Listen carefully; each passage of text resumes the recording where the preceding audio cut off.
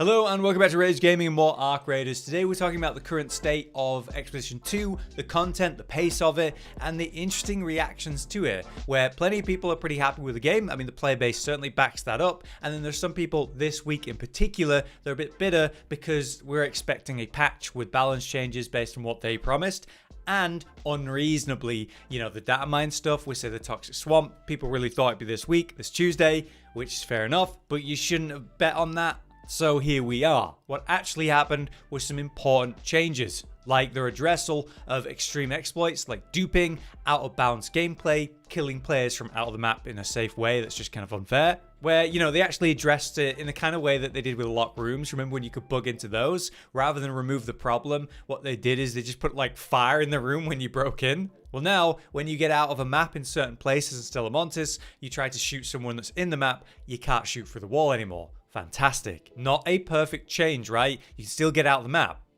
And when you look at other maps like Damn Battlegrounds, which is pretty heinous stuff, it's not like completely resolved. There will also probably be new ways people get out of the map. It'll be an ongoing issue, but they're working on it, which is a good thing. And maybe next Tuesday, we'll get another update where, again, they address other areas players are getting out of the map. How I view it right now, we say the balance update, where they nerfed the whole macro potential with the kettle, and of course, they actually finally addressed the trigger nades, which was great. It's kind of like quick band-aid fixes. That's how they've approached things, it would seem. Clearly, getting out of bounds of a map is a complicated issue to resolve, and it's going to take a bit of time. So instead of just doing nothing, they've immediately gave it this fix where you can't shoot through walls anymore, which is great. So why is it that some people are feeling like it was a disappointing update, despite how important and, good that is? Well, it's the expectation.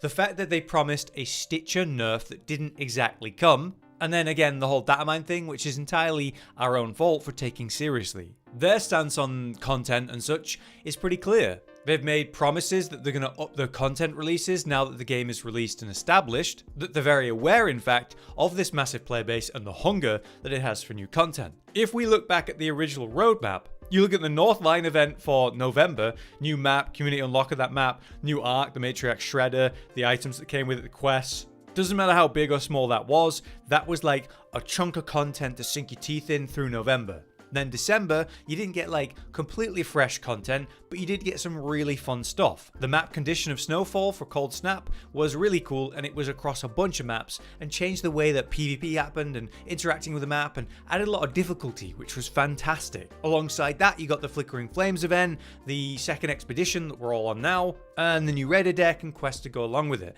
That was substantial in its own way. Based on this pace and the way it's been going, I think a lot of people were expecting in January something of this nature. This goes alongside a lot of the stuff they've talked about that's coming in their plans, which sounds awesome, and the fact that we're really waiting on the new roadmap to know what's coming and when, and a lot of people are kind of expecting that any time now, and it feels like we've been waiting for it for a couple of weeks.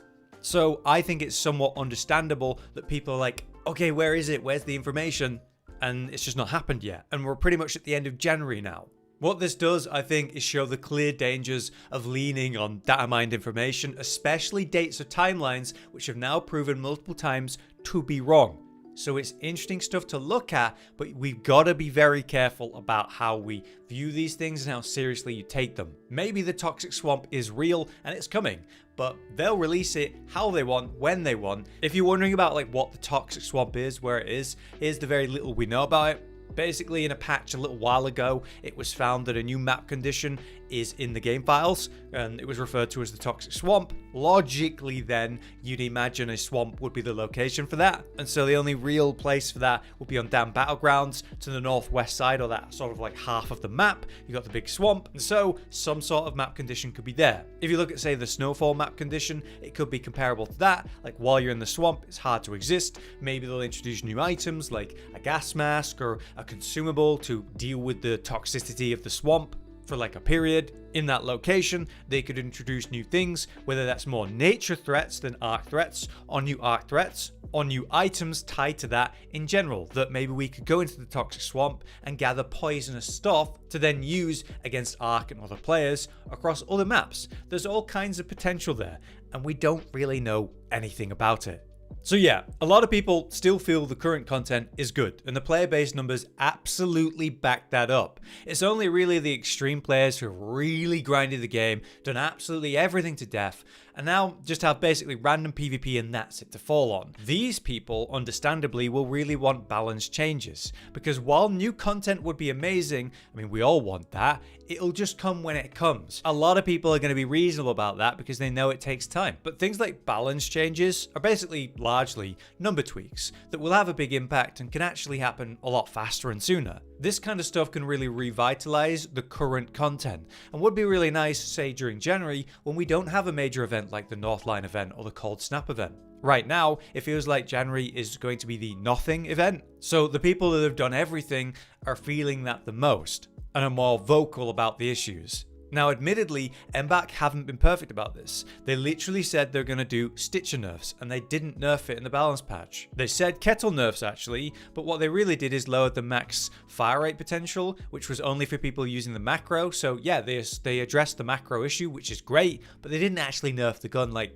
was kind of suggested. Why would I want the sticher and kettle nerfed? Well, basically, I feel like your rare weapons, especially your epic weapons, they don't have enough value or impact compared to your budget uncommon weapons, the sticher, the kettle, the ferro, and also even these days, the rattler. These weapons are so easy to run, repair, and upgrade, and do fantastic that a lot of people pretty much only run these. And they never run the more interesting guns that have got unique mechanics or designs to them. In my opinion, what you could do is nerf the uncommon weapons to be less reliable or less good, and then the progression of going to greens and blues and purples would feel a bit better. But this is something, MBAC have been clear, they're very careful and unsure if they're going to go that way with. They don't want someone to have a distinct advantage because they play the game more, they have a higher quality weapon, which I can definitely get behind. Which is why I like the idea of durability being the way you deal with it. Durability of uncommon weapons like your sticher kettle, you keep the weapon as good as it is now, but let's say it breaks really quick, so you have to repair it after like every raid or every second raid. The repair's not even that expensive. But yeah, you'd have to like deal with that aspect of a downside of using one of these guns. Where your epic guns, like you never have to repair them. That's what I'd like to see. Then the balance is the same and there's some sort of benefit cost to them. Anyway, at the very least, their trigger nade nerf was definitely the thing that landed. And this is the stuff we want to see. Because now that trigger nades aren't like stupidly the best item to throw at other players every encounter, it changes the flow of PvP, different things are possible again, it's a lot more interesting. And this is something that didn't require new content and development. There's all kinds of that kind of change you could make to all the weapons and playstyles or whatever of the game, and really like appease the people that are like, we don't have any new content, we really want balance changes. On that note, maybe they could have kept the cold snap and snowfall map condition around longer than they initially planned if they knew that January wasn't really going to be anything, right? It does feel a little bit like, why take it away if there's nothing new to replace it? Again, looking at the original roadmap, you have the November stuff, you have the December stuff, and then you have January nothing. So why not just keep the December stuff? At least that's how I view it. So what is all this known stuff that's coming? What have been promising and talking about? Well, the number one thing is definitely the roadmap to tell us what's coming next and when. I think it would really alleviate the people who really want new content or new information or balance changes, whatever, the people who've done absolutely everything, and then say the people who are content and happy and enjoying it still either way, which is still like the majority of the players, by the way, well then they just get something to look forward to and new information's great. It has surprised me that it's currently taken so long to put out. I thought it would be out at the start of January.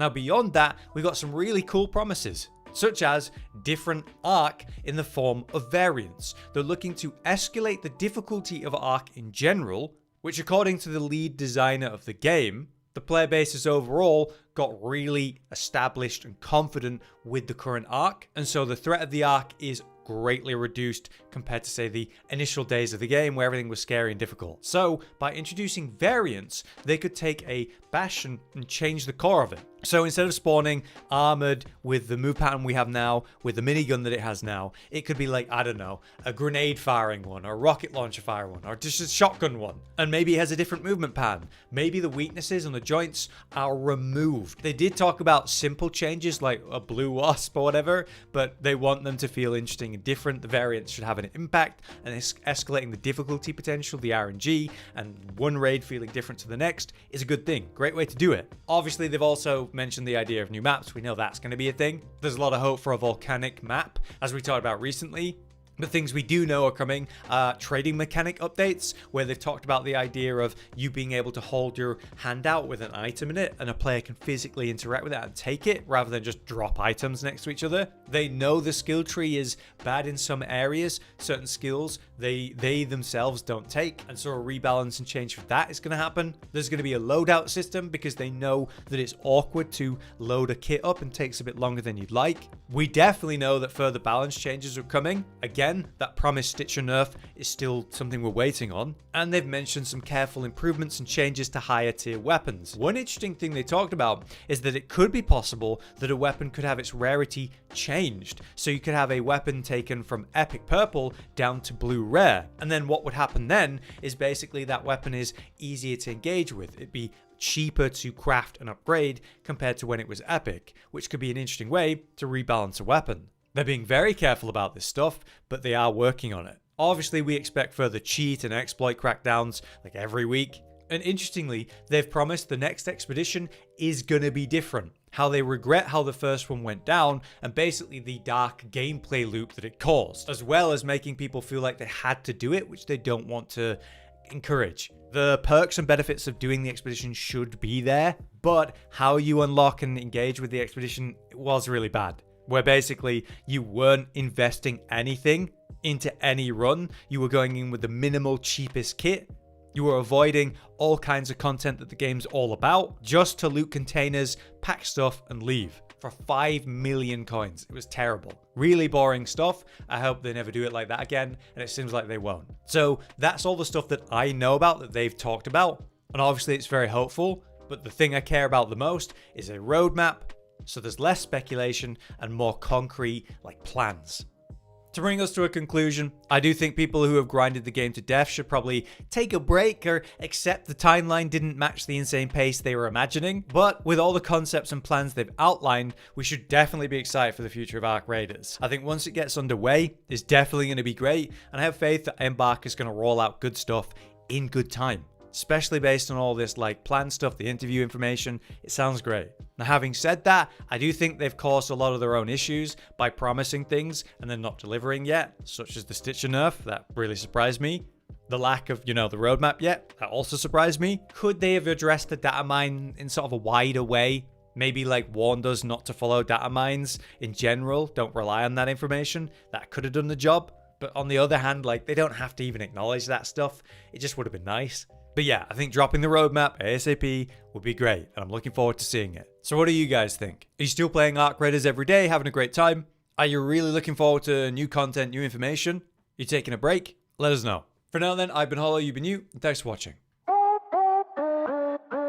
Josh, Cotton, and Hollow with the videos, dropping the humor like a hammer on your tippy toes, bringing entertainment on a daily arrangement to take our insanity and turn it into entertainment. Yes, I said entertainment twice, to reiterate that it is nice to look into your faces on a mostly daily basis when you let us in your homes to make the whole world a stage. Goodbye.